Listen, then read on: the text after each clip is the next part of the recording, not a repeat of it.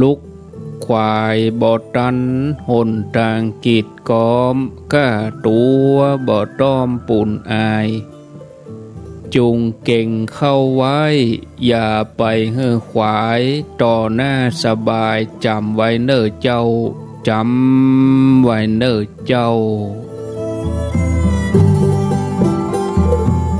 ได้เวลาแล้วเน้อได้เวลาแล้วถึงเวลาแล้วได้เวลาสำหรับการรับฟังธรรมะอันเป็นสาระประโยชน์ทางด้านพระพุทธศาสนาน้อมธรรมคำสอนขององค์สมเด็จพระชินวรสัมมาสัมพุทธเจ้าได้มาปะมาพบมามาเล่าสู่บรรดาพ่อแม่ศรัทธาญาติโยมปวิแม่อุยนักศีลนักบุญพุทธศาสนิกชนคนดีทั้งหลายทุกท่านแล้ว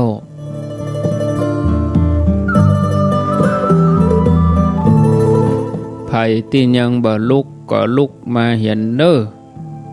ลุกมาได้แล้วตื่นมาได้แล้ว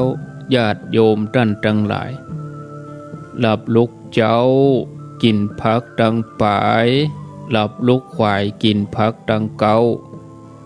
ลุกเจ้าได้หลายลุกควายได้น้อยหลับลุกเจ้าเป็นเจ้าดังหลายหลับลุกควายป่าเฮอลูกหลานเป็นหนี้เป็นค่าเน้อตื่นมาเหียนเน้อลุกมาเหียนเน้อลุกเน้อลุกเน้อลุกตื่น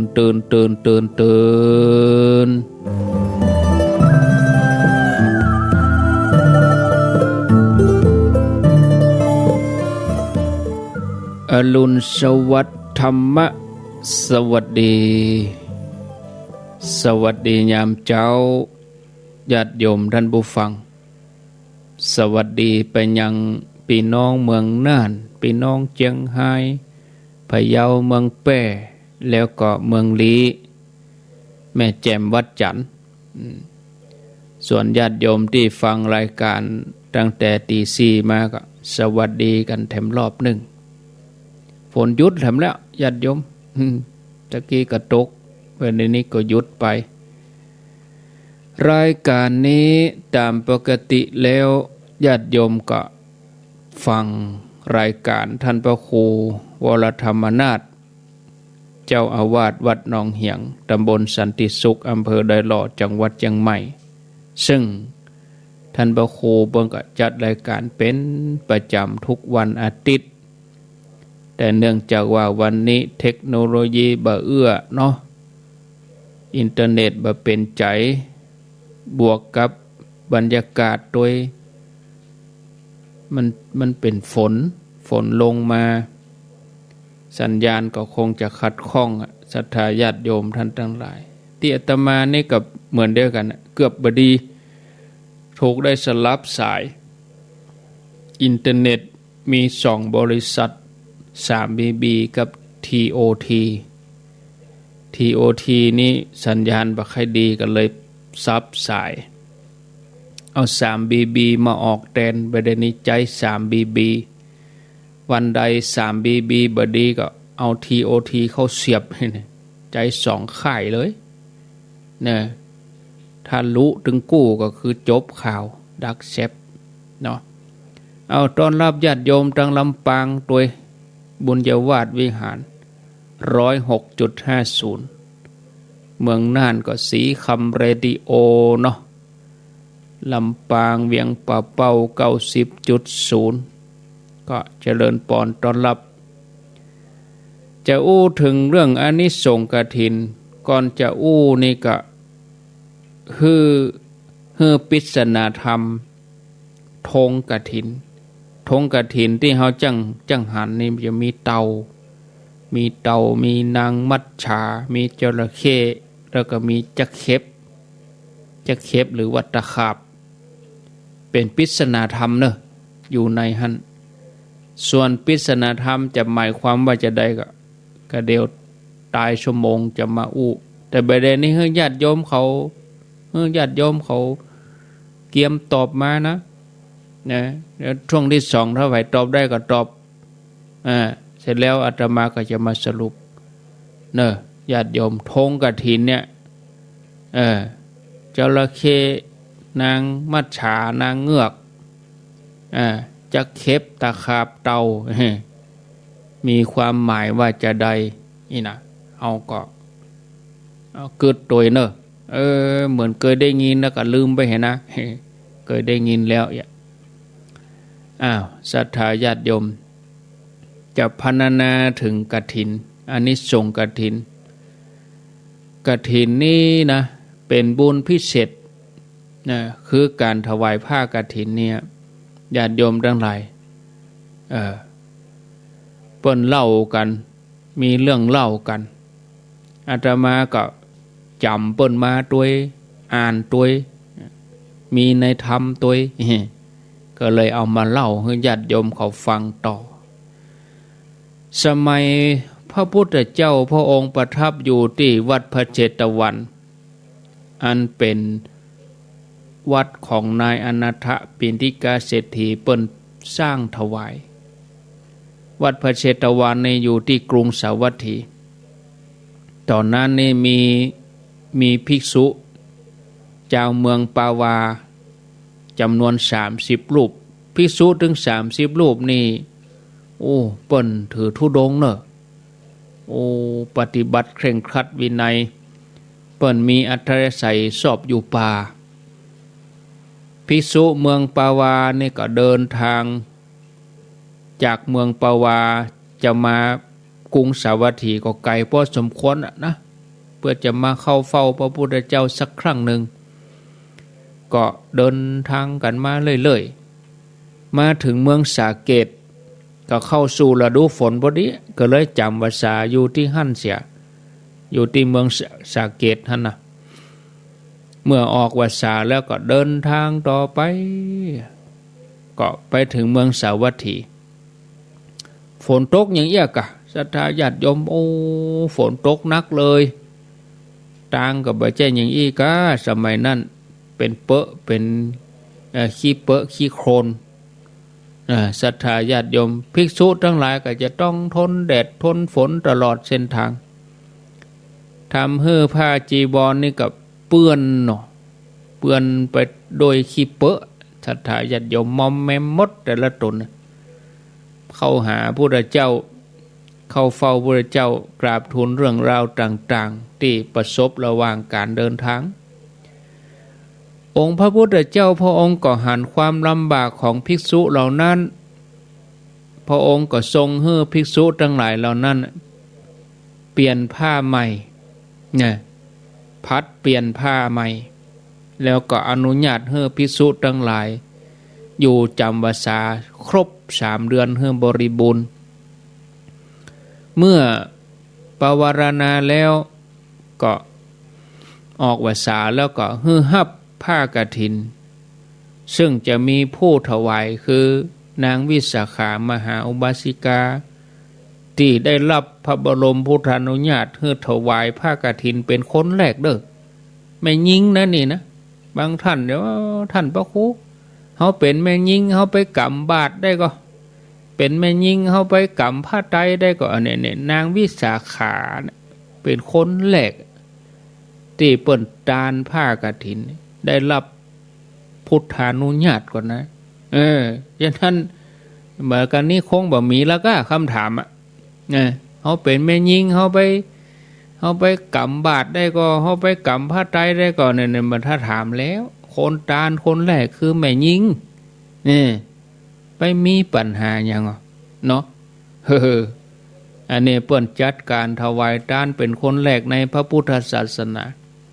ถ้ามีคนถามว่าใครเป็นคนตานผ้ากฐินคนแรก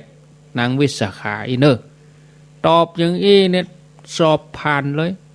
ไปสอบธรรมศึกษาผ่านเลยตอบถูกอันนี้เปิ้นหูแตะอันนี้ญาติโยมแล้วก็จนตอนนั้นก็มีผู้ศรัทธาได้เอานางวิสาขาเป็นเนติแบบอย่างคนก็ตานกันนะสืบทอดกันมานี่จนฮอดถึงปัจจุบันนี้ ท่านผู้ฟังต่อไปนี้ก็จะมาแจกแจงอานิสงส์ของกฐินเพื่อเป็นการกระตุ้นศรัทธาในยุควิกฤตโควิดนี่เนาะเขาก็หอมไปนะเล็กๆน้อยๆบ่เกินกำลังเขาก็เคยบอกญาติโยมว่าเขาสวดมนต์เขาก็จอมไปกะเขาสวดกุศลเขาก็12ศีลเขาก็จอมศีล50 บาทละออกวสาแล้วเขาจะต้านกฐินคนเดียวผมเชื่อว่าห้าคนเดียวนะคือไปห่วมเปิ่นแล้วก็ได้200-300แล้วลูกอันนี้เขาก็ได้ละญาติโยมท่านทั้งหลายหอมสุดวสาซองที่หั่นมาเขาก็ใส่ไป20ที่หั่นมาก็ใส่50ที่หั่นมาก็ใส่เขาก็ได้ตาลโดยเปิ่นกี่วัดหรอกเนาะถ้าเฮาหูเฮาไปตานเฮาปวดโธเอาได้ตาลแล้วใครกูวัดกะจะไปเกิดว่าบ่มีเป็นแต่เป็นว่าเฮาจะบ่ได้ทานจะไปเข้าใจอย่างนั้นนะญาติโยมฟังธรรมะมาเจ้านี่ก็กระตุ้นจิตใจเนอะคือว่าตั้งแต่เริ่มต้นจนถึงปริโยสานเหตั้งแต่เริ่มต้นจนจบชั่วโมงนี้ฟังก็คงจะได้ความคิดสะกิดใจพ่องก็ยังดีเนาะญาติโยมท่านทั้งหลายกฐินคืออันหยังมีกี่อย่างนี่เนาะคำว่ากฐินเนี่ยก็ตอบว่ากฐินนี่เป็นภาษาบาลีแปลว่าไม้สะดึงนี่เปิ้นเอาไม้ขึงผ้า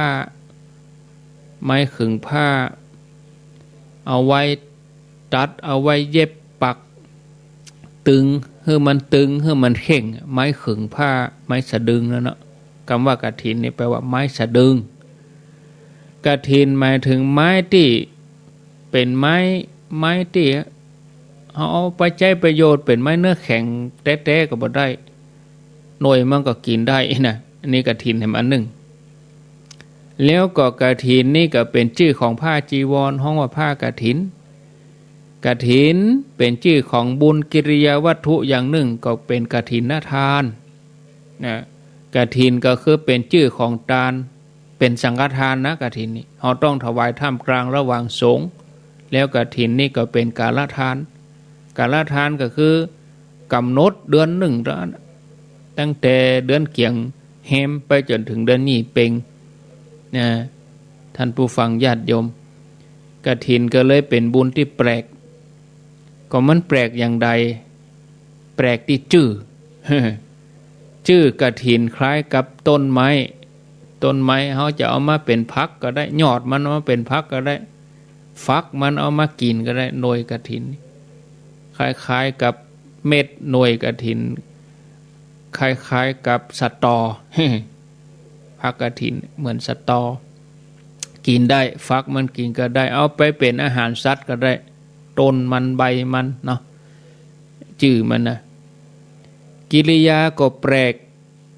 บ่ได้ใจคำว่าถวายแต่ใจคำว่าทอดต้องว่าเขาไปทอดกฐินนี่นะเจอว่าไปถวายกฐินนี่บ่ได้นิยมกันต้องใจคำว่าทอดกฐินบางคนก็จะเกิดอย่างเป็นทอดไข่ทอดขนมนี่ก็ทอดกล้วยนี่ก็ทอดก็คือวางทอดไว้เอาทอดไว้หั่นเอาวางไว้หั่นอย่างเวลาเขาจังหันเปิ้นกล่าวกรรมถวายผ้ากฐินเปิ้นก็เอามาประคองไว้ที่แขนที่ข้อศอกกล่าวคำถวายแล้วก็เอาไปทอดไว้ตรงนั้นทอดไว้ท่ามกลางระหว่างสงฆ์ทอดก็คือเอาไว้ที่หั่นนะถ้าญาติโยมของก็แปลกชื่อก็แปลกกิริยาก็แปลกของแปลกก็คือของที่เป็นแก่นเป็นสารของสาระแท้ๆนั่นคือไตรจีวรส่วนอื่นๆนี่เป็นบริวารแต่เบเดนี้เขาเอาบริวารเป็นใหญ่ทอดกฐินได้เงินเท่าไรบ่ได้ถามว่าทอดกฐินอัฐบริขารครบกอพระเปิ้นได้นุ่งผ้าฉลองศรัทธากอผ้ากฐินนั่นน่ะเปิ้นเอามาในพระสงฆ์เปิ้นเอาไปกลานกอเปิ้นเอานุ่งฮื้อกอเฮาบ่ได้ถามเ เอาไปเอาบริวารเป็นใหญ่ถามก็ยอดตอดกฐินแล้วก็เนเอาปากกามาจดกับตัวเลขตัวนั้นเนี่ยญาติโยมมันปีนกันบ่ได้คิดถึงสาระแก่นของตัวเนื้อเปิ้นคือผ้าไตรจีวรนะญาติโยมการถวายก็แปลกบุญอย่างอื่นนี่ตอดผ้าป่ากาสังฆทานกานี่ทำได้ตลอดปีแบบมีกำหนดเวลาแต่กฐินนี่เปิ้นกำหนดเนาะกำหนดเพียง1 เดือนต่ออันอย่างที่บอกนะตั้งแต่เดือนเกี่ยงแหมไปจนถึงปูนเดือนยี่เพ็งถ้าว่าเลยเดือนยี่เพ็งไปแล้วจะมีอย่างใดจะทำอย่างใดบ่ได้เรียกกฐินเรียกเป็นพระป่าพระป่านี่ทำได้ตลอดกลางวาสาก็ออกวาสาได้หมดอันนี้สงก็แปลกญาติโยมเนอะทานอย่างอื่นนี่อันนี้สงเฉพาะทายกทายิกาผู้ถวายปฏิฆาหกคือผู้หับบ่ได้อานิสงส์แต่ว่ากฐินนี่นะได้ตึงกู้อานิสงส์ยกกำลัง2เนอะท่านผู้ฟังเนอะความเป็นมาเป็นไปก็แปลกอย่างใดทานอย่างอื่นทายกทายิกาคือผู้ถวายเป็นผู้ขอให้พระพุทธเจ้าเป็นผู้อนุญาตแต่กฐินนี่เนี่ยพระพุทธเจ้าเปิ้นอนุญาตโดยพระองค์เองนับว่าบุญกฐินนี่เป็นบุญตามพุทธประสงค์ศรัทธาญาติโยมเนาะกฐินมี2อย่างกฐินก็คือกฐินนี่ก็คือไปตามเวลาทำน้อยกฐินน้อยไปตามเวลาสุดเขตสุดฤดูก็บ่ได้ทำระยะนะอันนี้บางทีก็เกี่ยมวันเดียวเตรียมไปก็ต้านกึดใจก็ต้านเนี่ยนะแล้วก็อันที่2คือมหากฐินนี่ใจเวลาเป็นปีๆเป็นเดือนตั้งแต่เดือนบางคนตั้งใจภาวนาตั้งแต่ปีใหม่เมืองพุ่นแล้วเดือนเก้าพุ่นแล้วเริ่มเข้าวาสาพุ่นแล้วอย่างอันนี้มี2อย่างแล้วเป็นประเภทเนาะกฐินนี่มีอยู่4-5 ประเภทด้วยกันมี5 ประเภทกฐินหลวงอันนี้ยังเปิ้นเอาไปถวายวัดพระอารามหลวงเป็นกฐินที่พระเจ้าแผ่นดินเปิ้นเสด็จพระราชดำเนินหรือว่าโปรดเกล้าให้หน่วยงานนั้นไปทอดกฐินพระราชทานอันนี้กฐินหลวงโปรดเกล้าโปรดกระหม่อมให้พระบรมวงศานุวงศ์ไปถวายกฐินต้นกฐินต้นบ่ใช่ต้นกฐินนะเปิ้นห้องกฐินต้นคือกฐินที่พระเจ้าแผ่นดินเปิ้นพระราชทานทรัพย์ส่วนพระองค์นะบ่ได้จำกัดว่าจะเป็นวัดหลวงวัดลาดวัดธรรมดามันก็เป็นกฐินต้นแล้วก็กฐินพระราชทานนี่ก็คือที่เปิ้นให้หน่วยงานราชการต่างๆเอาไปถวายวัดพระอารามหลวงทั่วประเทศจังไม่ละปูนเฮานี่ก็ยังวัดพระธาตุหริพุนชัยวัด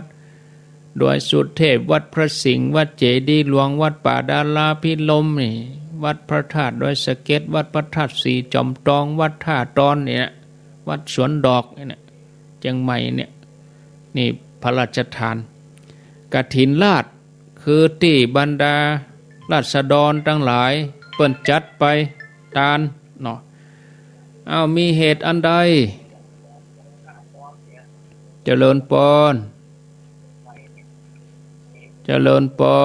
มีเหตุอันใด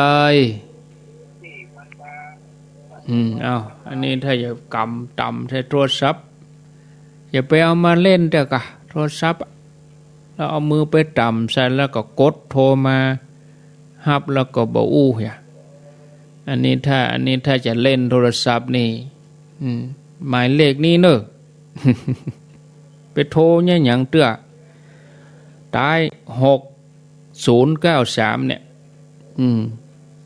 ฮับแล้วก็บ่อู้ตาย6093 เอาอู้ตึกไหนล่ะรู้ไปแล้วรู้กฐินราชคือกฐินที่มีผู้มีศรัทธาเอาไปทานส่วนตัววัดใดวัดหนึ่งแล้วอันที่ห้านี่คือกฐินสามัคคีนี่เนาะคือคนทั้งหลายร่วมกันเนี่ยร่วมกันเป็นสามัคคีนะญาติโยมท่านทั้งหลายกฐินราชนี่มีแหมอันหนึ่งอย่างจุลกฐินเนี่ยทำรีบด่วนเวลามีน้อยกฐินโจรกฐินโจรคือว่าจูดเลยจู่โจมไปเลยยังมีไผมาจองเตื้อเวลาจวนจำละจะหมดแล้วเอาไปตานเลยกฐินแบบกฐินโต๊ะค้างนั่นนะแต่ส่วนใหญ่นี่เปิ้นเป็นกฐินจองเนาะญาติโยมอันนี้สงของเปิ้นอันนี้ส่งระหว่างพระกับโยม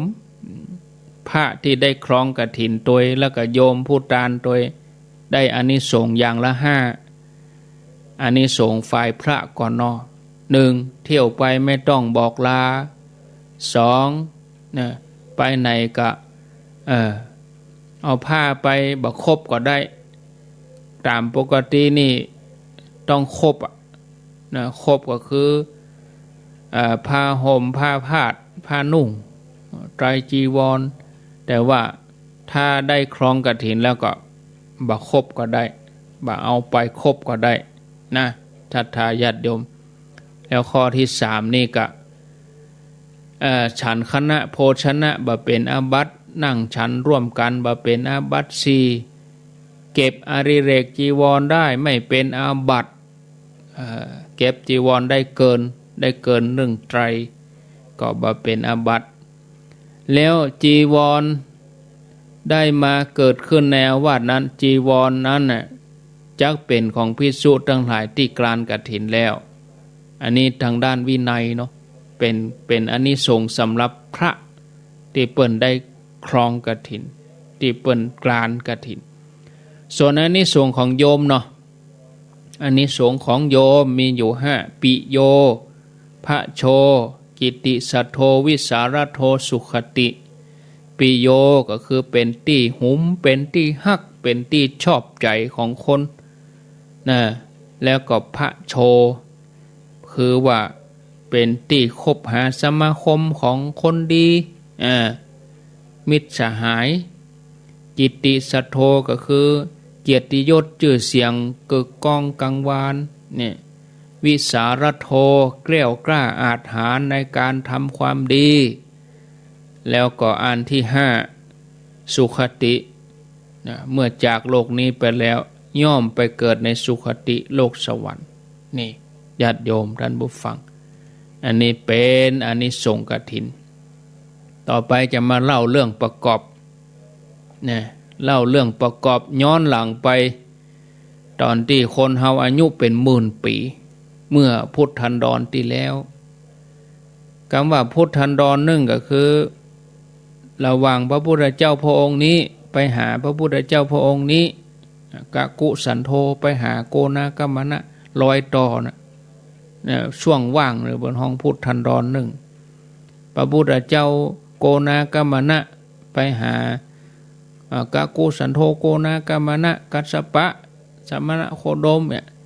จากของเฮานี่สมณโคดมจะไปสีอริยเมตไตรเพื่อจะมีช่วงพุทธันดร1ผ่านจากพระพุทธเจ้าพระองค์1ไปสู่พระพุทธเจ้าพระองค์1ง่ายๆอย่างนิ้วเฮา5 นิ้วพระพุทธเจ้า5 พระองค์เอานิ้วเฮานับนี่1 2 3 4 5กะกุสันโธโกนากัมมนะกัสสปะสัทธนะโคดมสีอริยเมตไตรแล้วเฮาก็นิ้วมือเฮากว้างๆเนี่ยเราวางนิ้วเนี่ยวางนิ้วจากนิ้วโค้ไปหานิ้วจี้จากนิ้วจี้ไปหานิ้วกลางเนี่ยนิ้วนางไปหานิ้วก้อยวางเนี่ยตัววางเนี่ย1พุทธันดรจะเมินเท่าใดบ่ฮวเฮานี่โชคดีเฮาได้มาเกิดในศาสนาของพระพุทธเจ้าสมณโคดมนี่นะเฮาบ่ได้เกิดพุทธันดรที่มันว่างศาสนา ก็มาอันนี้โอ้เฮาไปได้ฮู้ได้หันเฮาไปได้ยินได้ฟังกันอย่างอี้วะตื่นเจ้ามาจะได้มาม่วนฟังรายการอย่างอี้วะอ๋อเนาะญาติโยมเนาะเมื่อพุทธันดรที่แล้วในสมัยพระพุทธเจ้ากัสสปะที่เมืองปาราณสีก็มีปัจจัยตุกคนหนึ่งเป็นคนยากจนชนิดที่ว่าคัดสนที่สุดอะ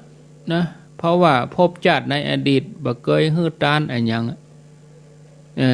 ขนาดว่าชื่อของตัวเก่าก็บ่ฮู้จะเอาชื่อที่ไหนมาตุกขนาดว่าบ่มีชื่อหรอกตุกขนาดนั้นตุกเข้าดินเข้าหญ้าทีนี้ก็ไปรับจ้างบ้านสิริธรรมเศรษฐีเพื่อจะแลกกับอาหารแต่ละมื้อท่านเศรษฐีก็ตั้งชื่อให้ว่านายตินบาลแปลว่าคนดูแลหญ้ามีหน้าที่เกี่ยวหญ้าให้ม้าของพ่อเศรษฐีนายตินบาลนี่ก็ทำงานให้ท่านเศรษฐีด้วยความขยันกะวันหนึ่งบุญเก่ามาเตือนก็ทำให้ตัวเก่าเกิดว่าที่เฮาตุกอย่างนี้เพราะว่าเฮาบัดตานรู้จัดก่อนเฮาบัดทำบุญจัดนี้เฮาเลยเกิดมาเป็นอย่างนี้มาเป็นคนตุกมาเป็นคนฮับใจแม้สมบัติจะติดตัวก็บ่มีไร้ญาติขาดมิตรเมื่อคิดอย่างอี้แล้วก็เฮาก็มีใจใครตานเนาะก็เลยแบ่งส่วนที่ตัวเองได้รับการจ้างมาเนี่ยเป็น2ส่วนหนึ่งก็เอาไปทานด้วยความเลื่อมใสศรัทธา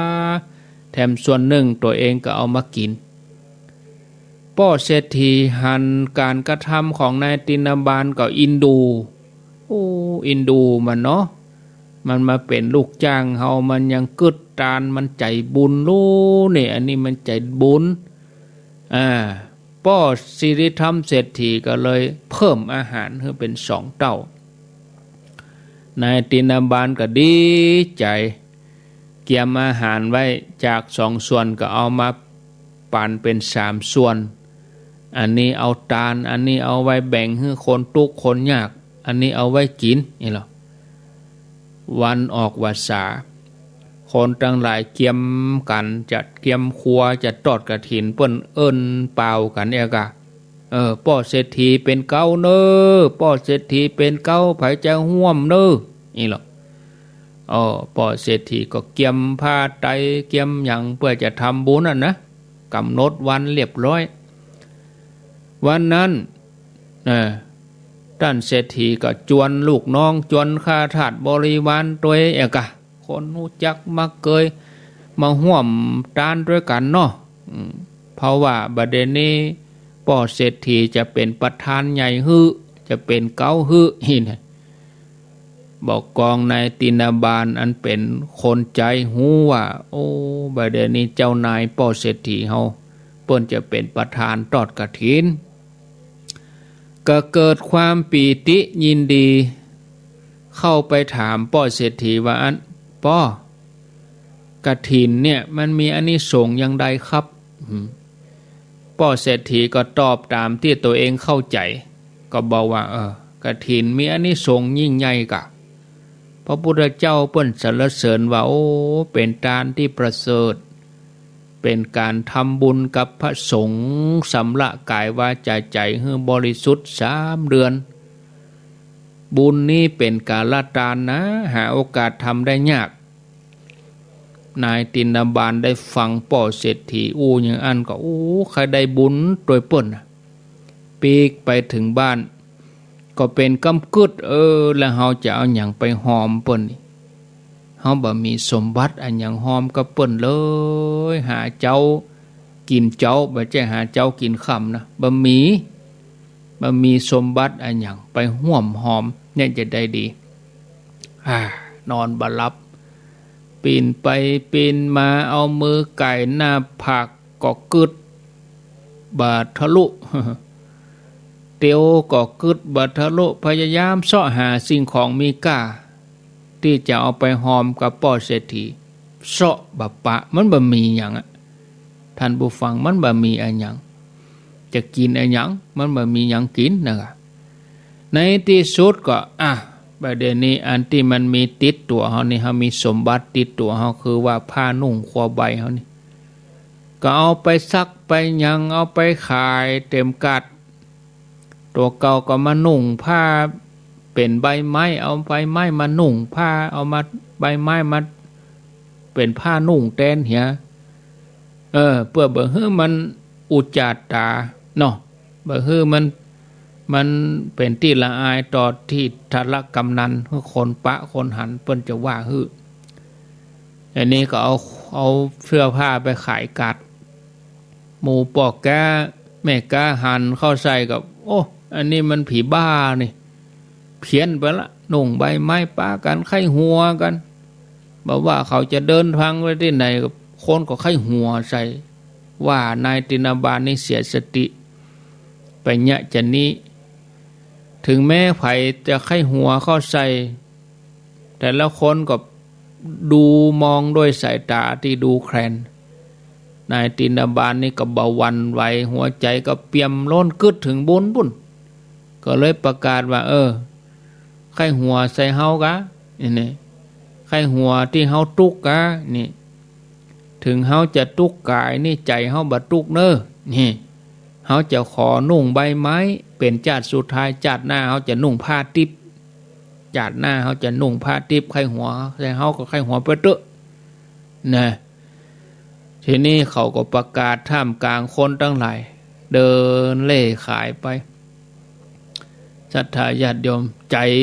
กึดเพียงแค่ขอได้เงินมาตะใดก็ได้จะไปหอมกับพ่อเศรษฐีขายได้5 มาศก5 มาศกนี่ก็เท่ากับเงิน1 บาทก็เอาไปหอมกับศิริธรรมเศรษฐีตั้งจิตอธิษฐานเลยว่าแต่นี่ต่อไป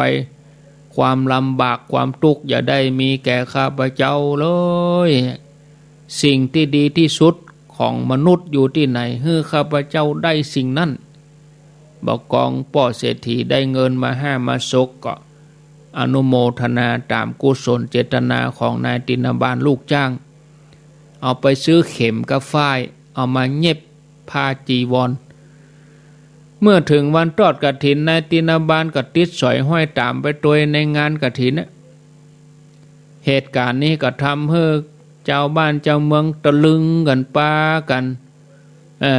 อู้ถึงเรื่องของนายตินาบาลที่ยอมนุ่งใบไม้ขายผ้าครัวเอามาทำบุญเทวดาบนสวรรค์6 ชั้นก็อนุโมทนายกย่องนายตินาบาลกิติทรัพย์กิติสัทโธเนี่ยอันนี้สงที่ว่าตะเกียเนี่ยกิติสัทโธ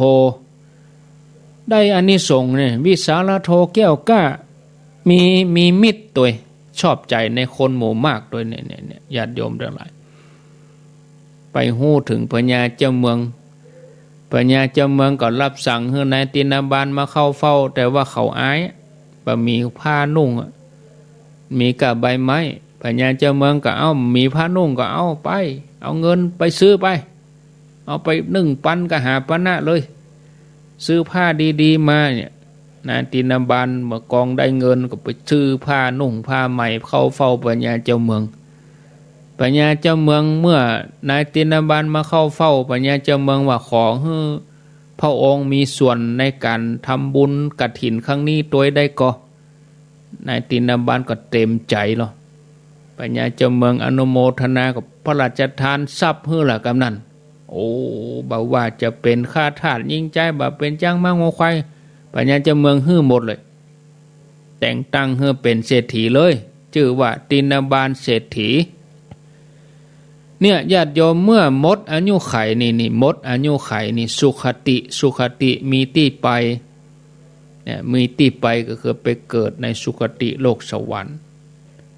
เมื่อนายตินาบาลมดอายุไขไปเป็นเทวบุตรอยู่บนสวรรค์จันดาวดึงปุ่นวิมานสูงถึง5 โยชน์มีนางฟ้า16,000 นางเป็นบริวารได้บริวารแถมตัวนะญาติโยมทั้งหลายนั่นคือเนี่ยปิโยเป็นที่โหมเป็นที่ฮักของคนหมู่มากพระโชเป็นที่คบหาสมาคมของคนดีมิตรแก้วสหายคำนี่ วิสารโทแก้วกล้าอาจหารสง่าผ่าเผยนี่ญาติโยมท่านทั้งหลายอันนี้เป็นอานิสงส์นำมามาเล่าด้วยย่นย่อศรัทธาญาติโยมเฮาท่านทั้งหลายได้ฟังหมู่เฮาทั้งหลายโชคดีที่เกิดมาเป็นมนุษย์ได้พบพระพุทธศาสนามีโอกาสได้ทำก็ทำไปปีในครั้งหนึ่งถ้าเอาไปอ้างว่าปีหน้าก่อนเฮาอยู่ถึงก็เฮาอยู่ถึงก็ถามตัวเองไม่ใช่ไปข้ามอายุนะเนาะพรชักส่องแสงเนี่ยมันออกวาสาก็ไปก่อนแล้วหมอเสงเนี่ยเป็นหมอแท้ๆตายละเงินบ่ฮู้กี่100 ล้านหมอเสงเนี่ยยาหมอเสงหมอยังตายญาติโยมทั้งหลายแน่นอนบ่ได้ต่อไปมาถึงเรื่องปริศนาธรรมกฐินธงเต่าธงนางเงือกนางมัจฉาธงจระเข้ธงตะขาบญาติโยมมีคำตอบในใจแล้วกะเมื่อมีคำตอบในใจแล้วก็ลองฟังคำตอบอาตมาดูเนาะธงจระเข้นี่หมายถึงความโลภนะที่สะท้อนให้หันภาพว่าสัตว์ปากใหญ่กินบ่ฮู้จักอิ่มความโลภนะกินติ๊กๆเดิมอดีตชาติจระเข้นี่เป็นเศรษฐีเอาเงินไปฝังไว้ที่จอมปลวกปุ่นตายไปเป็นจระเข้เปิ้นไปตอดกฐินก็เอากลางไปเกาะเหือไปไปตายกลางตั้งว่ะจระเข้นี่นะตัวข้าไปบ่ได้ขอเขียนรูปข้าติดป้ายนี่ไปติดผ้าไปกำมะยะถ้าว่าบอกว่าถ้าไปถึงหั่นนี่สมบัติข้ามีหั่นเอาไปตานให้ข้ากำเนิดเนี่ยญาติโยมทั้งหลายนี่ความโลภปากใหญ่กินไม่รู้จักอิ่มธงจะเข็บตะขาบหมายถึงความโคตรนะสะท้อนหันภาพสัตว์ที่มีพิษจะเข็บเวลามันกัดมันคบเนี่ยมันเผ็ดฮ้อนเหมือนกันเนาะเหมือนคนที่มีอารมณ์โคตรมันเผาจิตเผาใจนะเหมือนไฟที่เผาลนอันที่3นางมัจฉาหมายถึงความหลงสะท้อนให้หันถึงเสน่ห์ความงามชวนให้หลงไหลนี่4เต่านี่คือเตือนสติอย่างใดเต่านี่มีแข้งอยู่4มีหัวแล้วก็มีหางระวังภัยเวลามีภัยเข้าหาตัวเต่านี่ก็หดอวัยวะเข้าไปคืออายตนะทั้ง6ตาหูจมูกลิ้นกายใจเนี่ยระมัดระวังกระดองที่แข็งคือจิตใจที่แข็งแกร่งซ่อนไว้ในหั่นนี่ญาติโยมธงจระเข้เปิ้นใจประดับในการแห่ศรัทธาญาติโยมมีตำนานที่ว่านะเศรษฐีเป็นคนที่มีความโลภนะไปบ่ถึงสักกำไปตายเฮียธงจระเข้นี่ก็ใจประดับว่ามีความหมายว่านี่มีคนเปิ้นมาจองแล้วเนมีคนมาจองแล้วมีคนมาตอดแล้วบางที่เปิ้นก็ว่าถ้าเป็นจะเข้กำนางมัจฉานี่กฐินมาตั้งน้ำอีกถ้าธงจะเข็บกับธงจะเข็บกับธงอันเต่านี่ก็มาตั้งบกอีก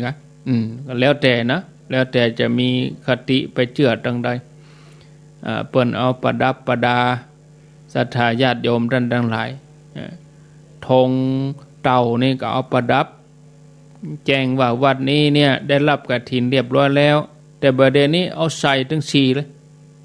เอาใส่ถึง4ธงประดับกันเนาะญาติโยมพอเวลาแล้ว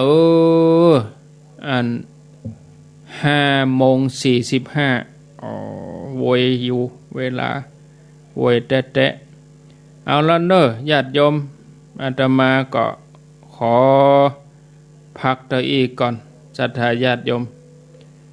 เดี๋ยวจะต่อสัญญาณไปอาจารย์วรรณชัยว่าสัญญาณเพื่อนจะเสถียรก้ามดีก้าอย่างใดก็ค่อยว่ากันเนาะเอาภัยจะจาก็ขอเจริญปอนโทรเข้ามา0998366322ภัยจะจาก็ขอ เจริญปอนโทรเข้ามาแจ้งผลการรับฟังอู้จาสนทนากันมีก็เข้ามาเนอะ09983662322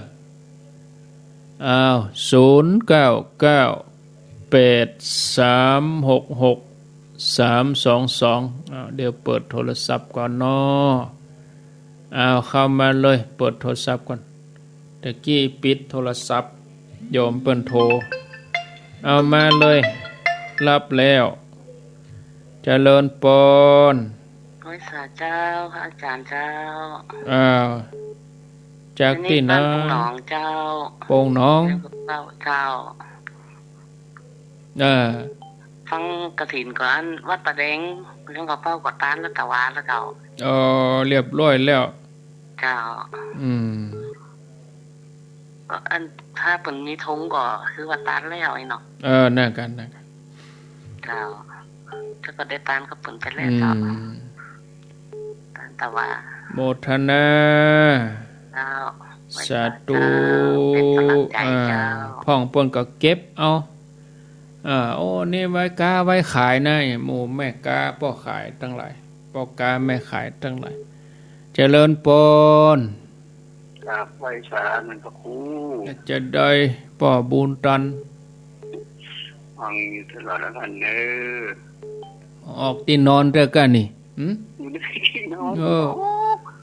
เสียงนอนอยู่นั่นแหละตื่นเช้าอย่างนั้นมันตื่นลุกขับหนูขับในฮะกะนอนขับหนูขับในโมทนาป่อบุญตันป่าไร่บ้านสามยอดเจริญปนนมัสการค่ะท่านพระครูจากดอยน้อยพัฒนาดอยน้อยพัฒนาเมินแล้วได้ยินโยมแก้วอย่างพระครูว่านั่นแหละสวดมนต์ก็ตั้งจบก็ได้หลายวัดอยู่ค่ะน่ากันตามไปไม่มีใครบอกบังเอิญตรงกับท่านพระครูบอกพอดีนะจ๊ะตั้งใจทำอยู่แล้วเนาะค่ะตั้งใจทำได้หลายวัดอยู่จ้ะดีก็จ้ะก็โมทนาบุญด้วยแล้วก็ได้ฟังตั้งแต่รุ่นลุงทองมาแล้วจ้ะตั้งเจ้ามาแล้วเนาะจ้ะก็ฟังทุกรูปทุกองค์นะจ้ะเป็นกำลังใจให้ท่านฟังตีอันฝ่ายหินนี่ก็ตั้งฝ่ายหินค่ะชัดเจนดีค่ะอยู่ดีมีสุขเนอะค่ะจากนมัสการค่ะท่านพระครูฝ่ายหินเจริญปนไปสาเจ้าแม่จรูนปกปิงเมืองแม่จรูนเจ้าป่าห้าชัดเจนเนี่ยฟังตั้งแต่เช้าแล้วเจ้าฝนในเวียงตกแม่ตกหูหาใหญ่ขนาดดีจุ่มเย็นดีเริ่มตกตั้งแต่2 ทุ่มมาเจ้าตกยุดอ่ะเนาะน้ำขึ้นถนนเลยดีตะปุ้นแล้วเจ้าอ้อยตกย่างโอ้ยอันบอกลงไปตังปุ้นห้องเพิ่นว่าอ้อยน่ะตกเวียงเติมน้ำปิงค่ะตกในเวียงน่ะดีจะได้เติมน้ำปิงไม่ใช่มันในเวียงมันแก้ได้ใจน้ำนักอะเจ้าเนาะเจ้าโมทนาเจ้าสาธุเจ้าสาธุในเวียงเนาะนี่เจริญปนไหวสาเจ้าธรรมครูตัวหอยแม่นางวิสาขาเนาะเฮานะเปิ่นเอาเปิ่นบะมียังเอาผ้าครูไปขายได้ตานบาทเดียวได้มากำให้มาเกินคุ้มได้เลยเป็นปั้นเต่าเพิ่นไปเย็บจีวรเข็มแปลงฝ้ายเย็บจีวรตานบาทเดียวได้มาปั้นได้ยังไม่ยังเป็นแต่ได้แต่ดีได้เป็นเศรษฐีของเมืองไปเลยนะได้ผลตันตาถ้ามีก็ตานได้บาท2 บาทมันก็จึงได้บุญแล้วนะเนี่ยยกมือ10 นิ้วอนุโมทนาก็ได้นั่นน่ะบุญไว้หอมมันมันมาอย่างเอียด โมทนาสาธุสาธุมันจะมาเป็นบัดจะมาหอมนี้มันจะมาลายอื่นเดี๋ยวก็ไปหนุนดังลูกดังหลานเฮาปุ่นหนุนสุขภาพเฮาปุ่นมันหลายๆอย่างหลายๆด้านเฮาจะไปเล็งด้านเดียวมันมาด้านอื่นคือเฮาได้หม่วนอกหม่วนใจอีกมันก็จะเป็นอย่างนี้เจริญปนเขาฝากการทำนักการให้อินฟังให้ก็คือแต่ถิ่นใหญ่นี่เป็นมีครบหมดมีมันเรื่องไหนเข้ามีจัดไม่นอนมีไม่เปิดไม่กวาดไม่อย่างหมดเป็นบริวารไหมอันนั้นเป็นบริวารนั่นห้องว่าบริวารเจ้าหันต้นมีมันเรื่องไหนเข้ามีจับไฟเสาโล่อย่างหมดที่ขาดบ่ได้ก็คือผ้าไตรจีวรเนี่ยอย่างอื่นขาดบ่เป็นหยังอย่างอื่นขาดบ่เป็นหยังทำลูกโกอย่างก็ว่าไม่ยิงใส่สามแก้วเป็น3 กรนี่มันเป็นบอกไปแล้วไม่เป็นไรใส่ไปเตอะถึงวันกับไม่ยิงนะนึ่งเข้าไม่ยิงนะลูกนึ่งเข้าไม่ยิงปัจจัยเตอะปัจจัยใส่ก่อนอันนั้นเป็นการให้เกียรติเป็นการให้เกียรติซึ่งกันและกันอันนั้นเป็นธรรมเนียมอันนั้นเป็นธรรมเนียมแต่ป้อจายนี่บ่ล่ำที่จะไปวัดอยู่แล้วเขาบ่ใครไปวัดนักที่ว่าเฮือป้อจายเฮือป้อหนานใส่ก่อนนั้นเป็นการให้เกียรติกันเป็นธรรมเนียมเป็นอย่างอ่านกันได้ว่ามันผิดศีลผิดธรรมไปผิดไอ้หยังไปผิดจะได้อ่านก็ลูกนึงเข้าก็ผิดแล้วก็ไม่ผิดเลยคนก็ไม่ปฏิญาอันนี้ก่อนนะปฏิญาก่อนนะอยากแต่งสวยแต่งงานก็มันไม่ทำไปเถอะทำไปเถอะทำไปเถอะเนอะมาเป็นหยังถ้าเขาไปเชื่ออย่างอันก็ไปได้หยาอย่างถึงวันนี้ดาครัวกับแม่ไม้ทั้งนั้นนั่นละมันจะไปคิดมากแม่ไม้ไม่เหมือนมีไฟเนี่ยละจะไปคิดนักเขาก็ไปได้หยาอย่างการงานก็มันลุกแม่ไม้อ่ะเจ้าพระเจ้ากำลังใจท่านปู่เนอะสาธุไปคิดอย่างเล็กๆน้อยๆทำการใหญ่อย่าใส่ใจเรื่องเล็กเจริญพรเจ้ากับพระเจ้าจากดังได้จากให้ต้มเจ้าห้อยต้มเนาะเจ้าฟังทุกเจ้าเจ้าชัดเจนดีม่วนดีเดี๋ยวฟังอาจารย์วรรณชัยต่อเนอะฟังครูบาวรรณชัยนะกำเดียวนะแต่ว่าในการพระอาจารย์นิคมอาจารย์นิคมวัดจันทร์นะโดยไป2 เทื่อแล้วนะม่วนกาม่วนดีอากาศเย็นสวัสดีเนอะโมทนาห้วยต้มเนาะเมืองลีเจริญพรจากสำเมิงก็มาห้วยต้มโอ้ไอ้อย่างโซ่เอากำแล้วก็หายไปเสียเอามาใหม่เจริญพรติดแล้วเนาะโทษจากที่ไหนแม่วางนาทรายม่วนดีเรื่องอันนี้ส่งกฐินนะวันนี้วันนี้นี่เต็มที่เลยวันนี้อันนี้ส่งโดยหลายอย่างวันนี้สมบูรณ์ดิโชคดีเนอะสาธุเจริญพรจากทางใดติดแล้วเนาะว่าจะได้ยายน้อยตอนเตียนสถานีเป็นวิทยานู่นนะติดปีปลายนะสถานี 103.50 นี่เปิดกับ101เปิดนะมี2 สถานีเดี๋ยวปีปลายนี่นะที่ไหนแม่ตอนปี59แล้วเป็นยังแล้วเป็นมันเหลือ2 สถานีเนี่ยทั้งหมดนี่นะมันเหลือ103.50 นี่อยู่กับ101เหลือ2 สถานีเนาะแต่ แต่ว่างูนี่นะเจ้าก็ถามว่าเปิ้นเลย10กิโลเฮาก็ยังมีความหวังของงูอยู่นี่ พ นะ อ เจ้า ไป เนาะ เนาะน่ะ จ้ะ ฟัง เพราะว่า ไป ตอนนั้น พอไป ตอนนั้นมันจะฮื้อแล้วมันสองสถานีนี่มันโดนปิดเฮาก็ไปถาม101ว่ายื้อเปิ้นปิดก็ถึงบ้านถึงเมืองยื้อแล้วมันโดนปิดเปิ้นว่าเฮาทำตามกติกาเพราะว่าทหารเพิ่นมาโตสูงโตถึง4เด้อ นั่นก็หัวอันนั้นก็หัวนะน่าจะพอจะอ่านนะเจ้าขอนิทานนะเจ้าเนาะขอให้ได้ปืน10กิโลก็ยังดีอยู่เนาะเจ้าไว้ซาเจ้าสาธุอ้าว0998366322ก็ฮู้น่ะรายละเอียดเหล่านี้ ก็รอถึงวันนั้นแต่ว่านี่คือเฮาเกียมไว้กันไว้เกียมไว้ก่อนถ้าวันนั้นมันบ่ได้ยินมาก็จะไปโทรมาเดือดมาอย่างกันก็ต้องฮู้คำตอบแล้วเจริญปนเจ้าไปสายเจ้าท่านพระครูจากดังได้อายุประเด็นในการดันใจแน่นอนแม่นวลประแดดดอนใจเจ้าฟังตลอดในเจ้าพุทธผู้องค์ลูกเจ้าเหมือนกันเนาะลูกเจ้ากินผักดังปายลูกควายกินผักดังเก้าเจ้าโมทนา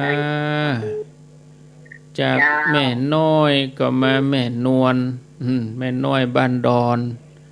นี่แม่นวลดอนใจประเดชเจริญปน